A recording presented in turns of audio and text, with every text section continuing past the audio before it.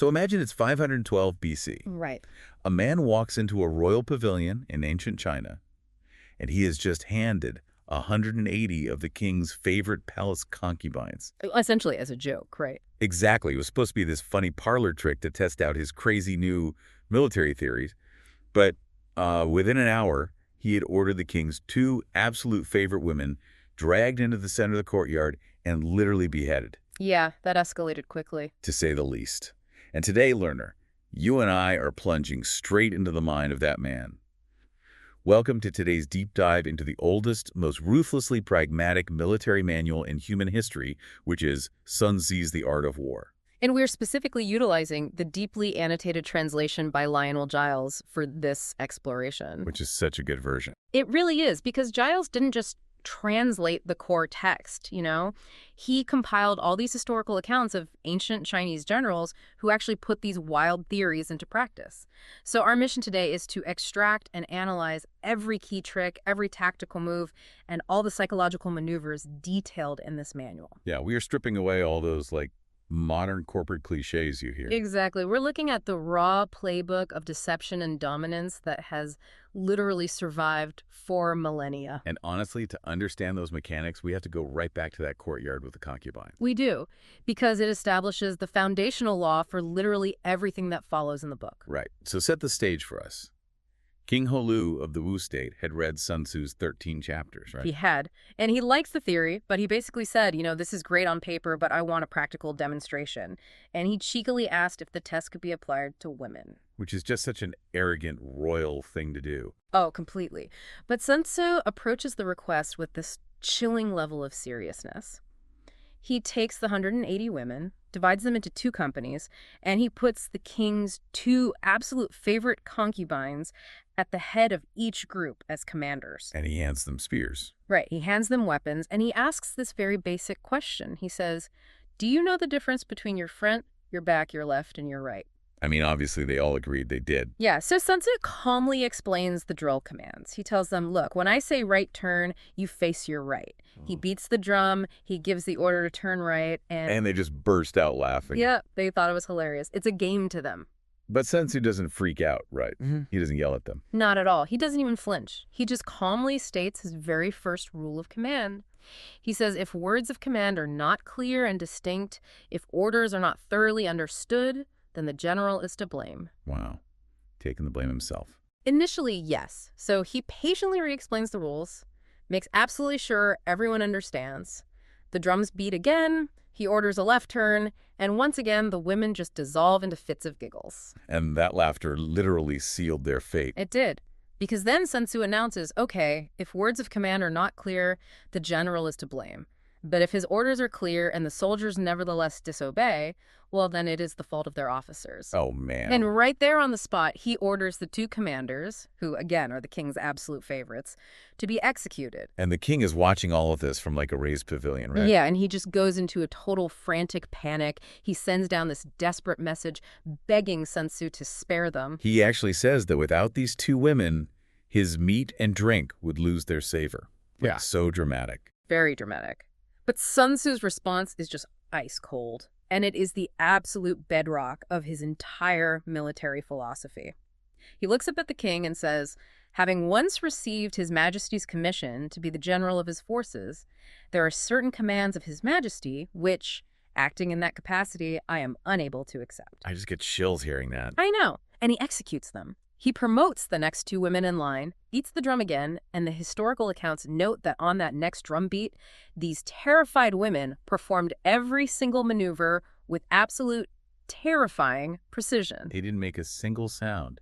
Not a peep. I really want to pause and look at the extremity of that moment because, it goes against every natural instinct of self-preservation. You just do not walk into a monarch's house and cut off the heads of his favorite people. Right. It's basically a death wish. Exactly. If we translate that to a modern context, right. It's not like a consultant coming in and firing a CEO's favorite employee just to make a point about corporate structure. No, not at all. It's more like a battlefield commander actively defying a direct order from the President of the United States, knowing it can mean a literal treason charge, just to prove a point about the chain of command. Why would anyone take such a colossal, fatal risk before the war even starts? Because for Sun Tzu, the chain of command isn't just, a bureaucratic org chart. It is literally the only thing standing between the state and total annihilation. Right. He had to prove, in one bloody stroke, that military command supersedes royal sentimentality. If an army is swayed by palace politics or, by the whims of a king who is safely sitting miles away from the mud and the blood of the battlefield, that army is going to be outmaneuvered and destroyed. So by executing the concubines, he completely severed the military apparatus from the emotional whims of the ruler. Exactly. He established that absolute, unwavering discipline is the only currency that matters on the battlefield. Which means the general has to be a master of calculation.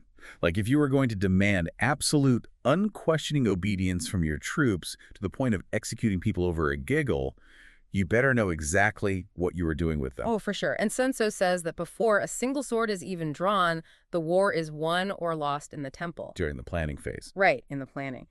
And he outlines this very strict calculus for that planning, governed by what he calls the 5 constant factors.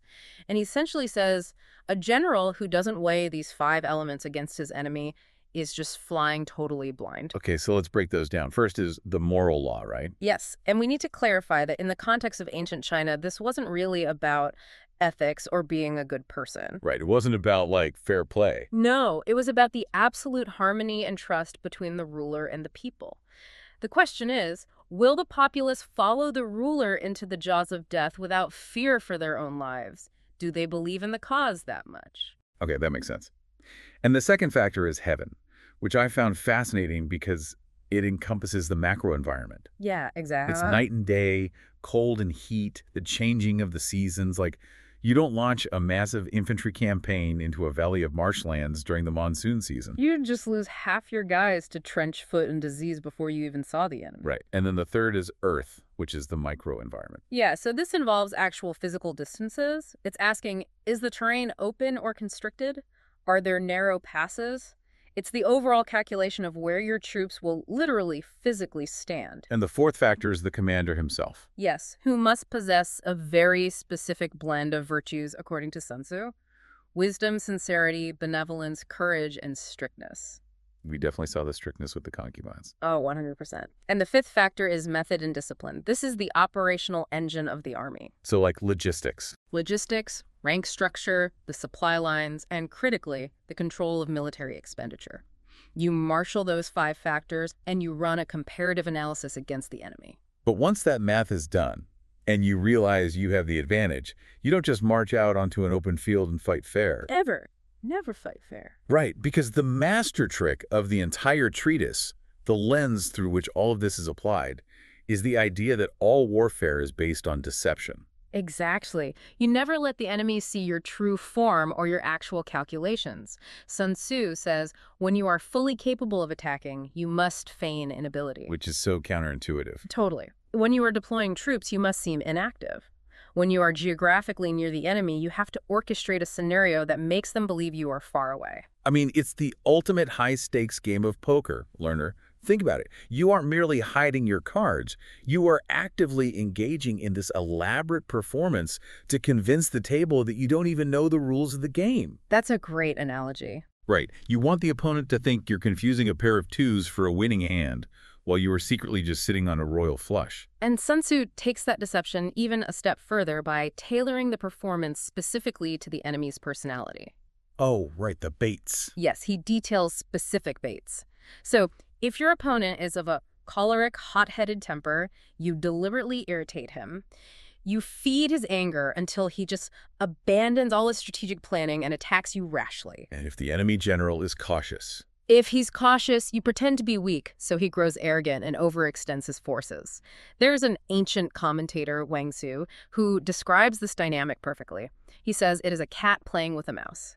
No, I love that. Yeah, the cat feigns immobility, lulls the mouse into a false sense of security, and then strikes with just overwhelming force. And the reason this deception is so crucial isn't just about preserving your soldiers' lives, right? It's tied directly to the crushing economics of war. Oh, the economics are brutal. Sun Tzu points out that raising an army of 100,000 men, outfitting them with chariots, and supplying them with provisions costs 1,000 ounces of silver a day. A day. A day. The financial drain on an agrarian state is just staggering. You are taking tens of thousands of farmers away from their fields, which means revenue drops at the exact moment your expenses skyrocket. War, fundamentally, is an engine of bankruptcy. Period. And this is why Sun Tzu is so adamant about the principle of speed. Right, what's that quote? Stupid haste is better than clever delays. Exactly.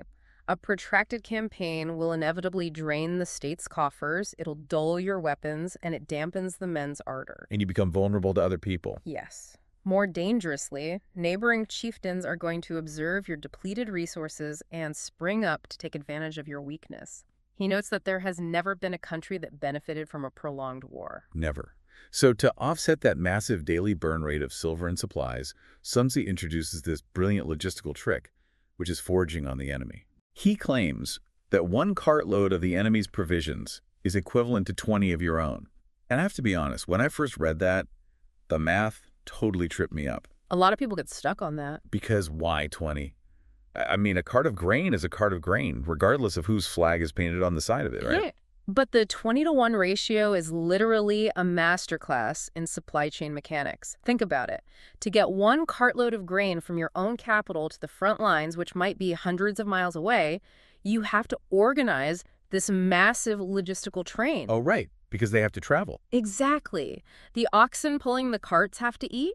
The drivers have to eat. The armed guards protecting the convoy have to eat. So they are literally eating the profits on the way there. Yes. They consume the grain on the journey out, and then, people forget this, they have to consume grain on the journey back home, too. So by the time a single cart actually reaches the front line, 20 carts worth of food have been consumed just to facilitate that one delivery. That is insane. So by plundering a single cart from the enemy, you completely bypass that entire logistical nightmare. You bypass it entirely. You feed your troops efficiently, and simultaneously, you deprive the enemy of that exact same amount of food. You double the damage while eliminating your own transport costs.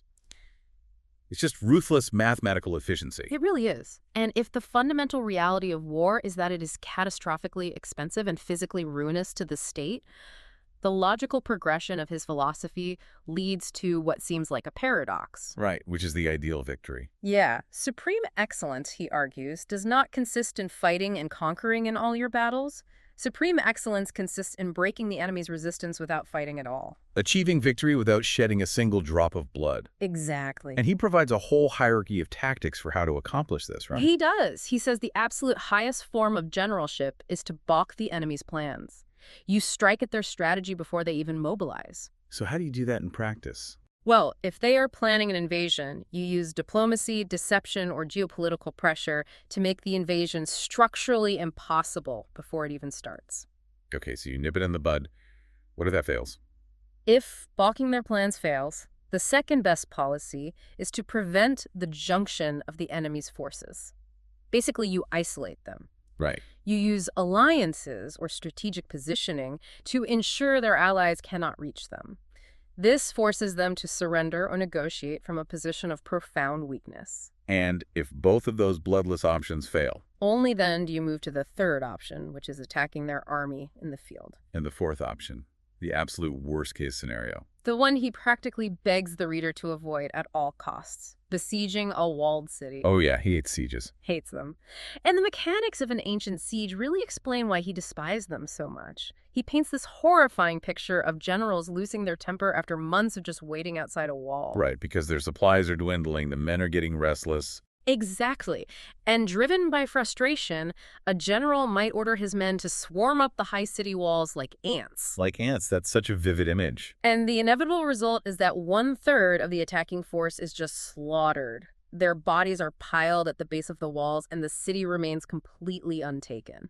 It is just a meat grinder that destroys the army and bankrupts the state. Exactly. So, to avoid that meat grinder and take the enemy country intact, Sun Tzu outlines the 5 essentials for victory. Let's go through those. Okay. He says victory belongs to the leader who knows when to fight and when not to fight. That's 1. 2, it belongs to the leader who knows how to handle both superior and inferior forces. Because you won't always outnumber the enemy. Right.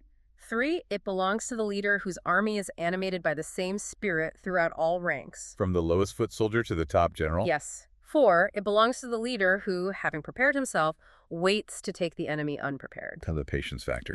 Huge factor. And finally, 5, and this circles right back to the concubines and the courtyard victory, belongs to the leader who has military capacity and is not interfered with by the sovereign. Let the general do his job. Exactly. And all of those essentials culminate in the treatise's most famous axiom, the golden rule of strategy. Oh, I know this one. If you know the enemy and know yourself, you need not fear the result of 100 battles. That's the one. It is frequently quoted today, usually on inspirational posters, but its original context is a very strict formula for risk assessment. Yeah, the commentator Cheng Yu breaks that formula down in a way that completely shifts how you read it. He says knowing yourself enables you to stand on the defensive. Right. Like, you know your supply limits, you know your troops' morale, you know your own geographical vulnerabilities, so you can create this impenetrable shield. Yes. But knowing the enemy is what enables you to actually take the offensive. You locate their arrogance, their weak supply lines, their lazy commanders. Exactly. If you only know yourself, but you remain ignorant of the enemy, for every victory you gain, you will inevitably suffer a defeat. Why? Because you will eventually walk blindly into a trap you just couldn't perceive. And if you are ignorant of both your own capacities and the enemy's, You will succumb in every single battle. True mastery is the ability to calculate the precise moment when your flawless defense should transition into a devastating offense. but calculating that transition introduces a massive practical problem, doesn't it? Like, okay, you've avoided a siege, you couldn't balk their plans, and now you're actually facing them in the field. You have to strike. Right. How do you deploy your energy to ensure you don't lose that engagement? And this is where Sun Tzu introduces the concepts of formlessness and the mechanics of impact, which he calls qi and cheng. Yes, and he begins this concept by stating that the good fighters of old first put themselves beyond the possibility of defeat and then waited for an opportunity of defeating the enemy. Okay, wait, unpack that. Yeah. Put themselves beyond defeat. Security against defeat lies entirely in your own hands. Through your defensive preparations, you dig the trenches, you secure the supplies. But the opportunity to actually defeat the enemy, that is provided by the enemy himself. Oh, I see. Usually through a tactical mistake. Exactly, a mistake born of impatience or arrogance. You cannot force a victory out of thin air. You can only make yourself invincible and then wait for them to mess up. And when the enemy finally makes that mistake, you hit them using direct and indirect tactics. Cheng is the direct approach, and qi is the indirect. Yes. Learner, the best way I can visualize this is watching a championship boxing match. So the boxer throws a highly visible, powerful, straight jab right at the opponent's face. Oh. That jab is the Cheng. The opponent sees it coming, he braces for the impact, and he raises his guard to block it. Right. But the jab was never meant to land. It was a complete cognitive decoy. The exact moment the opponent's guard goes up to block the Cheng, the boxer unleashes this devastating, completely unseen hook to the exposed ribs, the kidney punch. Ouch. Right. And that unseen, devastating strike is the qi. That is a perfect analogy. And the genius of Sun Tzu's system is that qi and cheng are not static categories. They aren't just a list of moves. They flow into each other endlessly like a circle. How so? Well, what the enemy expects is always cheng. What surprises them is qi. But the moment an enemy identifies your indirect surprise attack, it ceases to be a surprise. Right, because now they expect it. Exactly. So it instantly transforms into Cheng. Therefore, the general must continuously pivot, inventing a new Qi to bypass the newly adjusted defense. It is this inexhaustible, dynamic cycle of deception. And when you master that cycle, the whole energy of your army changes. Sun Tzu uses the metaphor of a bent crossbow. The potential energy is the drawn string, and the decision to attack is the split-second release of the trigger. Yes. But the imagery that really captures the essence of this momentum for me is the round stone. He says the energy of a master tactician is like the momentum of a round stone rolled down a mountain thousands of feet high. Notice what that metaphor implies about the individual soldiers, though? A round stone requires absolutely no individual heroism. Right, the stone isn't brave. Exactly. The stone doesn't need to be exceptionally brave, or intelligent, or fiercely loyal. It simply follows the laws of gravity. The general's job is not to demand superhuman courage from his infantrymen. Which is such a relief for the infantrymen, honestly. I'm sure it is. His job is to create tactical situations where the momentum of the army becomes an unstoppable physical force of nature. But to create a situation where gravity does all the work, you have to actually lure the enemy to the bottom of the hill. Yes, you do. You have to control the flow of information on the battlefield, usually by simulating disorder to draw them out.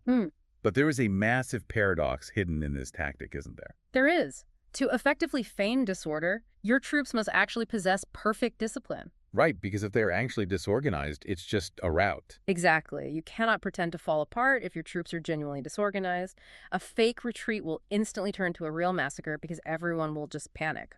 So to feign timidity, you must possess immense underlying courage. Yes, masking strength with weakness is entirely a function of your own ironclad tactical dispositions. The enemy sees this chaotic, fleeing vanguard, but beneath the surface, your officers are executing a perfectly timed retreat, drawing the enemy directly into the path of your rolling stone. Wow. But generating that kind of unstoppable momentum creates a totally new problem, because a boulder rolling down a hill only travels in a straight line. Right. If the enemy realizes what's happening and simply steps out of the way, your momentum crashes into nothing. Hmm. So how does a general solve for agility? How do you actually maneuver this massive force? This is where Sun Tzu shifts his metaphor from the stone to water. Flowing like water. Yes. Water, in its natural course, runs away from high places and hastens downwards. It instinctively takes the path of least resistance. So you don't attack the heavily fortified gate. Never. In warfare, the strategic path is to avoid what is strong and to strike at what is weak. Water shapes its course according to the nature of the ground over which it flows. Similarly, the soldier works out his victory in relation to the specific foe he is facing. There are no constant conditions in war. Just as water has no constant shape. And the ultimate application of flowing like water is the ability to impose your will on the enemy. Like you want to arrive at the battlefield first to be fresh. Yes. You want the enemy to arrive second and be completely exhausted. Mm-hmm. You achieve this by appearing at points which the enemy must hasten to defend and marching swiftly to places where you are not expected. Right. But I want to push back on this a little, practically speaking. How do you maintain your own concentrated force while forcing the enemy to split theirs? I mean, if they outnumber you, won't they just surround your water? They cannot surround what they cannot see. Oh, invisibility? This is the tactical application of formlessness we talked about earlier. If the enemy doesn't know where you intend to strike, they are forced to prepare against a possible attack at several different points simultaneously. Okay, so they have to spread out. Exactly. They have to send reinforcements to strengthen their front, which inevitably weakens their rear. They reinforce their left flank, which hollows out their right. If they try to send reinforcements everywhere, they will everywhere be weak. So by remaining completely invisible, you force a numerically superior enemy to spread themselves incredibly thin. Yes, and that allows your highly concentrated force to just crash through their most diluted defense. You entice them out of the way using the artifice of deviation.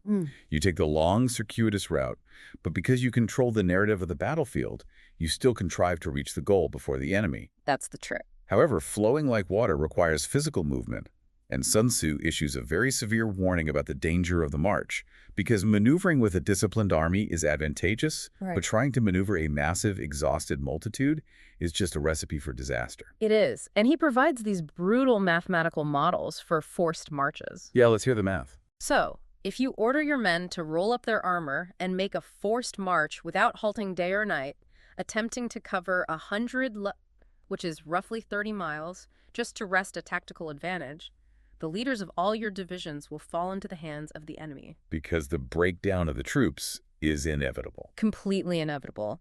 The strongest, most physically fit men will surge to the front.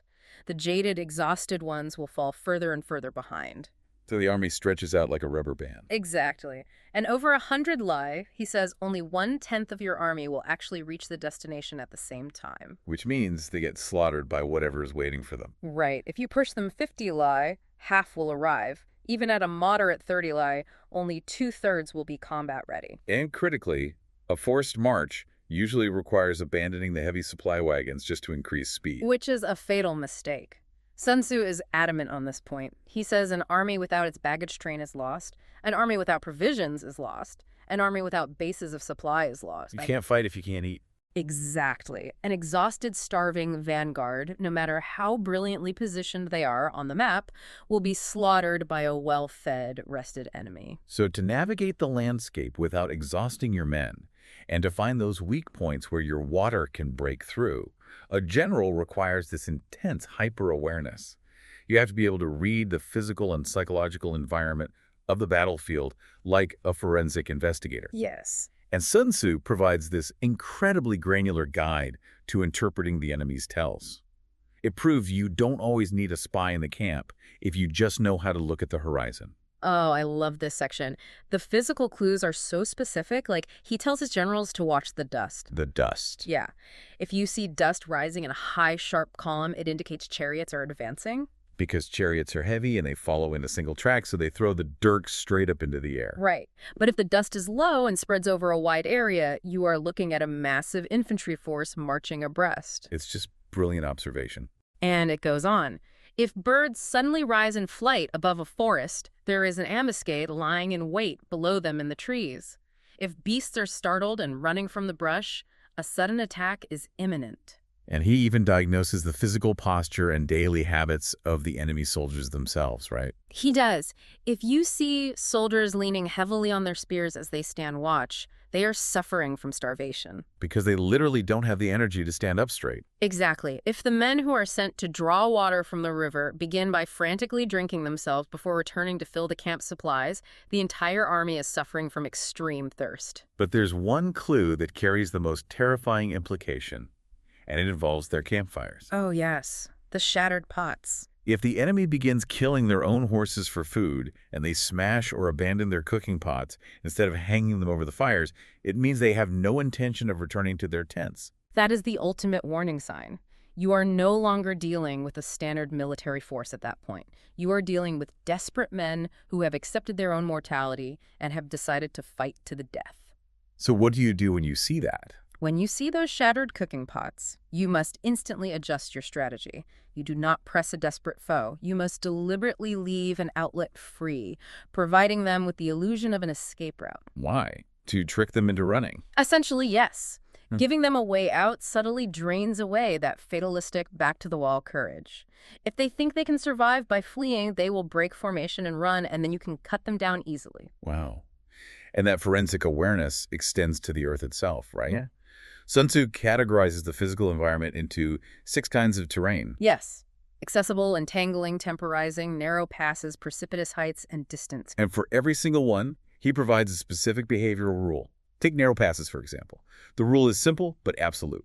You must garrison them first. If you arrive and the enemy has already secured and fully garrisoned the pass, you never follow them into it. You only attack if their garrison is weak. Because a narrow pass is the ultimate geographic equalizer. It completely neutralizes numerical superiority. 100 men holding a tight ravine can slaughter 10,000 men who are forced to march into it single file. Exactly. Now, beyond the physical terrain, the general must also master the psychological terrain of the enemy, studying their moods. Yes, this is crucial. Sun Tzu observes that a soldier's spirit is keenest in the morning. By noonday, the heat and the waiting cause it to flag. And by the evening, his mind is bent only on returning to camp and getting some rest. Which makes sense. We all feel that way at work. Right. Therefore, a clever general avoids an army when its spirit is keen and attacks it when it is sluggish. It is the exploitation of natural human fatigue. It reminds me of the psychological wear and tear you see in a grueling month-long political campaign. Oh, that's an interesting parallel. Think about it. In the first few weeks, the candidate and the staff are sharp, they're energetic, they're ready to debate every nuance of policy. They are in their morning phase. Sure. But 6 months in, after endless travel and constant pressure, they enter the evening phase. They're totally exhausted, they're running on fumes, making sloppy verbal mistakes, and just looking for any excuse to get off the stage. Right. A rival campaign doesn't attack the candidate's strongest policies when they are fresh. They wait for that 6-month mark of deep fatigue, and they strike when the opponent is too sluggish to defend themselves properly. That's exactly it. You can serve your own energy while ruthlessly exploiting the natural depletion of the enemies. But reading the enemy's flaws is completely useless if the general cannot recognize his own flaws. Which brings us to the most dangerous terrain discussed in the entire treatise. The mind of the general himself. Yes, Sun Tzu is unforgiving on this point. You can have perfect terrain, flawless logistics, massive numbers, but a psychological flaw in the commander will bring down the entire empire. So he outlines 5 dangerous faults that afflict leadership. Yes. First is recklessness, which leads directly to death. A general who attacks blindly out of sheer bravado will be destroyed. Pretty straightforward. Second is cowardice, which leads to capture. Hesitation out of fear paralyzes the army. Right. The third is a hasty temper. A general who is easily provoked by insults can be baited into abandoning his strategic position just to avenge a slight. The ego gets in the way. Exactly. And speaking of ego, the fourth is a delicacy of honor. Which means that what exactly? This describes a commander who is too sensitive to shame or bad public relations. If the tactically sound move is to retreat and look weak, a general who is paralyzed by his own ego will refuse to retreat, dooming his men just to save his own reputation. That's tragic. And the fifth fault is the one that completely subverts modern expectations of leadership. It's over-solicitude for his men. Yes. At first glance, that sounds wrong. I mean, wait, shouldn't a compassionate leader care deeply for their troops? You'd think so, but we must view this through the lens of ultimate macro-level responsibility. Sun Tzu is not advocating for cruelty here. Right, because elsewhere he says to treat them like your sons. Exactly. He explicitly states that a general must treat his soldiers like his own beloved sons. But over-solicitude means subordinating the strategic objective of the entire war to temporary, localized sentimentality. So losing the forest for the trees. Yes. If a general refuses to order a grueling forced march out of pity for the men's tired feet, or if he diverts the main army into a trap just to save a small, doomed detachment, he jeopardizes the entire campaign. The pity of the moment leads directly to the slaughter of the whole army. Exactly. A leader who cannot make the hard, cold calculation of sacrifice is a massive liability to the very people they are trying to protect. The annotations actually provide a stunning historical example of this tension from the commentator Tu Mu. Oh, the story of General Wu Qi. Yes. He tells the story of General Wu Qi, who was famous for wearing the same clothes and eating the same rough food as his lowest foot soldiers, like very beloved. Right. During a campaign, one of his soldiers developed a terrible, infected abscess, and General Wu Qi personally knelt down in the dirt and sucked the virus from the wound to save the man's life. Which is just the ultimate display of devotion. It really is. But the story reveals the dark, psychological underbelly of that act. Because the soldier's mother heard what the general had done, and she just began weeping bitterly. Right, and people were confused. Yeah, when asked why she was crying over the general saving her son, she replied, "Years ago, the general did the exact same thing for my husband. My husband was so moved by this act of profound grace that he fought with absolute reckless devotion, refusing to retreat, and was killed in the front line." Wow. And she said, "Now the general has done it for my son, and I know my son will die the exact same way." It perfectly encapsulates the dual nature of command. You treat them like your own sons, so they will be bound to you by a love so fierce they will die for you. But Sun Tzu follows that devotion with a massive, unyielding caveat. He does. He warns that if you are kind to your soldiers, but you cannot enforce your orders, if you are too gentle to actually quell disorder, then your soldiers are like spoiled children. They are completely useless for any practical purpose. So the dynamic is really that of a stern father. The general must be perfectly benevolent, ensuring his men are fed, clothed, and protected from needless waste. But he must remain absolute and terrifying in his authority. Because when the army is finally put into motion, penetrating deep into enemy territory, the psychological pressure on those soldiers is going to escalate to unimaginable levels. And Sun Tzu maps out this escalating pressure by categorizing the 9 situations an army moves through. Yes, and it's important to note these aren't just geographic locations, they are psychological states. Let's walk through them. It starts with dispersive ground, right? Yes, which is fighting in your own home territory. Soldiers are very easily distracted here because their homes and families are nearby. If the battle goes poorly, they will just scatter and run home. Makes sense. Then there is facile ground. That's where you've penetrated just a little way into hostile territory. And the progression continues through contentious ground. Which is highly strategic and advantageous for whichever side occupies it first. You never attack an enemy who has already secured contentious ground. It's a stalemate. Then you move through open ground, intersecting highways where multiple states meet, serious ground deep inside enemy borders, difficult ground like marshes and forests, and hemmed-in ground where the entry is narrow and the exit is perilous. And finally, the 9th situation, the culmination of the entire campaign. Desperate ground. Also known as death ground. This is where Sun Tzu's understanding of human psychology becomes just terrifyingly brilliant. He dictates that the trick to surviving desperate ground is to deliberately throw your own soldiers into positions where there is absolutely no possibility of escape. It sounds like madness, but it works. When there is no place of refuge, the human brain undergoes a radical shift. How so? Soldiers lose the sense of fear because fear is tied to the hope of avoiding danger. When flight is completely impossible, that hope dies and they will stand firm. Because they have to. Exactly. If there is no help for it, they will fight with a savagery that conventional troops just cannot withstand. They will prefer death in combat to the certainty of slaughter in retreat. And there's an amazing historical proof of this in the annotations. The legendary battle of General Han Sen. Yes, a classic example. So Han Sen was heavily outnumbered, marching against the army of Chow. He arrived at the battlefield and deliberately deployed 10,000 of his troops with their backs right up against a deep rushing river. Which is crazy. Right. The enemy generals standing on the opposite hills actually laughed out loud when they saw his formation. Because according to every standard military manual, including the basics of Sun Tzu, it was tactical suicide. You never trap yourself against an uncrossable obstacle. But Han Sen was applying the advanced psychological principle of death ground. He knew his men were vastly outnumbered and probably terrified. By putting the river at their backs, he stripped away their ability to run. So every single soldier standing in that mud knew with absolute certainty that they were going to win the battle or they were going to drown in that river. There was no third option. And they fought like demons. They completely crushed the superior Chow army because their desperation transformed them from ordinary soldiers into this unstoppable force. To achieve that level of terrifying cohesion, Sun Tzu uses the metaphor of the Shuizhan snake, which is a legendary serpent of the Chang Mountains. How does the snake behave? He says a unified army must behave exactly like this snake. If you strike the snake's head, its tail immediately whips around to attack you. If you strike the tail, the head strikes. If you strike its middle, both the head and the tail attack simultaneously. So the troops must be so tightly bound by shared peril that they coordinate intuitively, reacting as a single lethal organism. Exactly. But the mechanism the general uses to trigger that transformation is honestly shocking.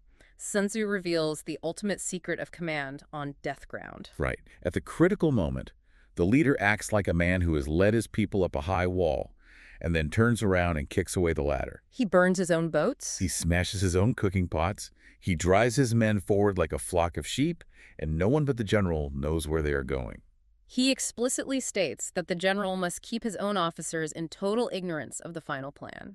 He must alter his arrangements and change his plans constantly to keep the enemy in the dark, sure, but he must also keep his own people guessing. Now, to a modern mind, raised on all these virtues of corporate transparency and collaborative leadership, deliberately blinding your own lieutenants sounds completely insane. Oh, it goes against everything they teach in business school. Right. Why keep the people executing the plan in the dark? For two very vital reasons. First, the absolute prevention of leaked secrets. If only one mind knows the plan cannot be betrayed. Simple math. Exactly. And second, it ensures undivided instinctual focus. If the troops or the lower officers know a retreat is planned as a backup, they will mentally prepare for flight rather than combat. Oh, wow. Yeah, or if they know the overarching geopolitical strategy, they might doubt the wisdom of a specific brutal engagement.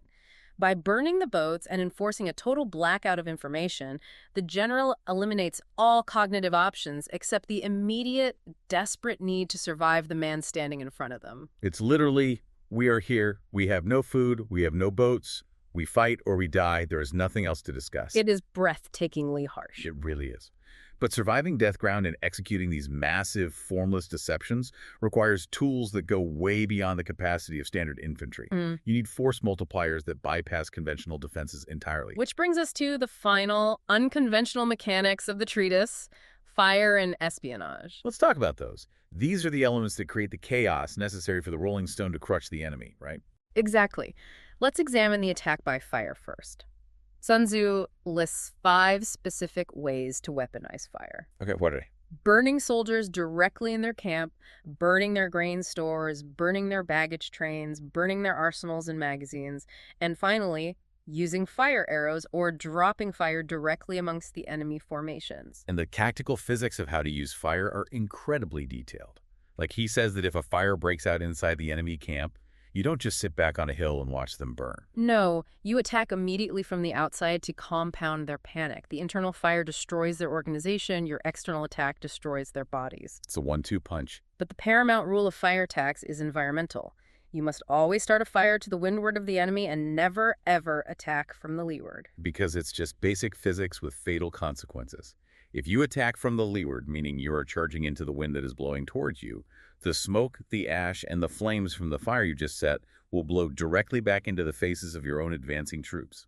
You will literally blind and choke your own army. The modern parallel that comes to mind here isn't a physical fire, but a massive corporate cyber attack. Oh, that's a perfect analogy. Let's hear it. So if a rival company releases a devastating virus into a competitor's internal network, they don't just do it randomly on a quiet Tuesday. They time it perfectly to coincide with the competitor's biggest product launch of the decade. Right. The internal servers crash. That's the fire breaking out inside the camp. The competitor's IT and PR departments are running around in total panic. And that is the exact moment the rival launches a massive, aggressive, external marketing blitz to steal their market share. Wow. Yeah. Use the internal chaos to multiply the effectiveness of your external strike. It is the exact same mechanism of leverage.